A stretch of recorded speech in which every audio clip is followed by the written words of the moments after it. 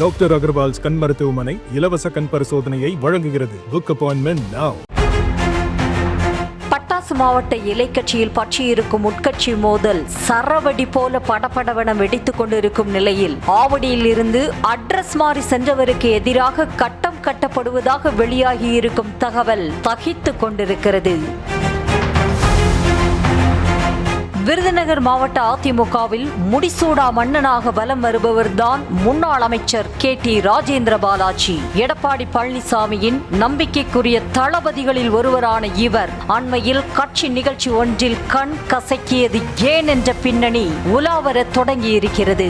என்னதான் செல்வாக்கு வாய்ந்த நபராக இருந்தாலும் யார் என்ன சொன்னாலும் சிவகாசியில்தான் போட்டியிடுவேன் என மூக்கை சிந்தியது கட்சியினரை பரிதாபத்தில் ஆழ்த்தியது. அங்க போய் காண இங்க போய் காண சிவகாசியில் தான் நிற்பேன்.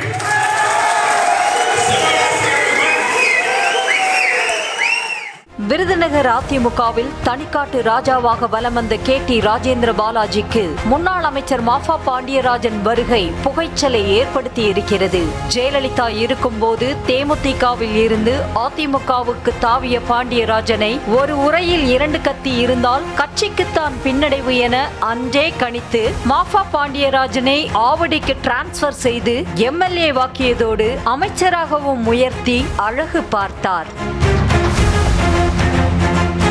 ஆனாலும் சொந்த ஊரில் அரசியல் செய்ய வேண்டுமென முனைப்பு காட்டி வந்த மாஃபா பாண்டியராஜன் மறைவுக்கு பிறகு EPS மூலம் தனது அரசியல் கனவை நிறைவேற்ற மெல்ல காய் நகர்த்தினார். அதற்கு ஏற்றாற் போலவே விருதுநகருக்கே தனது ரெசிடென்ஷியல் அட்ரஸை நிரந்தரமாக ஷிப்ட் செய்த மாஃபா மாவட்ட அரசியலிலும் தலை தூக்க ஆரம்பித்து ராஜேந்திர பாலாஜிக்கு தலைவலியாய் உருவெடுத்தார். மாஃபா பாண்டியராஜனை விருதுநகர் அரசியலுக்குள் கொண்டு வந்தால் தன் அரசியல் எதிர்காலம் கேள்விக்குறியாகிவிடும் என்ற எண்ணத்தில் அவரை வீழ்த்துவதற்கான அத்தனை வேலைகளையும் கச்சிதமாக செய்து வருவதாக கூறப்படுகிறது. மாவட்ட அதிமுகவில் நிர்வாகிகள் மத்தியில் ஆதரவு இல்லாவிட்டாலும் சாதி சங்கங்கள் மூலம் சமூக ரீதியிலான வாக்குகளை மாஃபா பாண்டியராஜன் எளிதாக அள்ளிவிடுவார் என சொல்லப்படுகிறது. அது மட்டுமன்றி பணபலத்திலும் தன்னை விட பன்மடங்கு அதிகமாக சொத்துக்களை கொண்ட பாண்டியராஜன் விருதுநகரில் நுழைந்து விட்டால் தனக்குத்தான் பாதகம் என ராஜேந்திர பாலாஜி எச்சரிக்கையாக இருப்பதாக கூறப்படுகிறது. அதன் விளைவாகத்தான் கடந்த 2021 சட்டமன்ற தேர்தலிலேயே விருதுநகர் தொகுதியை குறிவைத்து மாஃபா பாண்டியராஜன் முட்டி மோதினாலும் இறுதி நேரத்தில் அந்த தொகுதியை பாஜகவுக்கு ஒதுக்க வைத்து பாண்டியராஜனின் கனவில் மண்ணள்ளி போட்டார் ராஜேந்திர பாலாஜி.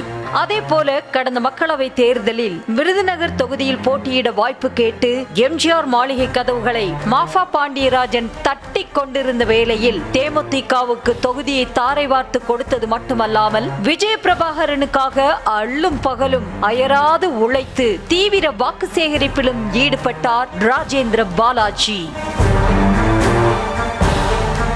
2 முன்னாள் அமைச்சர்களும் இப்படி எளியும் பூனையுமாக இருந்து வரும் நிலையில் அண்மையில் இருவரும் பொதுவெளியிலேயே ஒருவர் மாற்றி ஒருவர் காட்டமாக விமர்சித்துக் கொண்டு தலைமைக்கு சங்கடத்தை ஏற்படுத்தி இருந்தனர். இதனை முடிவுக்கு கொண்டு வர வேண்டுமென மூத்த தலைவர்கள் முயற்சி செய்தாலும் இறுதியில் அந்த முயற்சி தோல்வியில்தான் முடிகிறது என்பதுதான் இரத்தத்தின் இரத்தங்களின் வருத்தத்திற்குரிய செய்தி.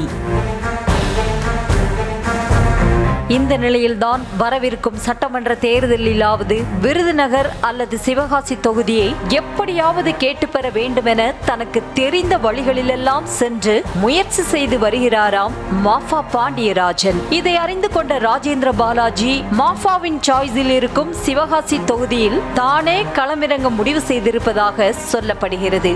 ஏற்கனவே இருமுறை வெற்றியை தேடி கொடுத்த சிவகாசியை விட்டுவிட்டு கடந்த முறை ராஜபாளையத்தை தேர்ந்தெடுத்த ராஜேந்திர பாலாஜி தோல்வியை கண்ட நிலையில் மீண்டும் தனக்கு ராசியான சிவகாசியை குறிவைத்து மாவட்ட நிர்வாகிகள் முன் கண்ணீர் சிந்தி அனுதாபத்தை அள்ளி சூசகமாக தலைமைக்கு தனது முடிவை கடத்தி இருக்கிறார் ராஜேந்திர பாலாஜி என கூறப்படுகிறது.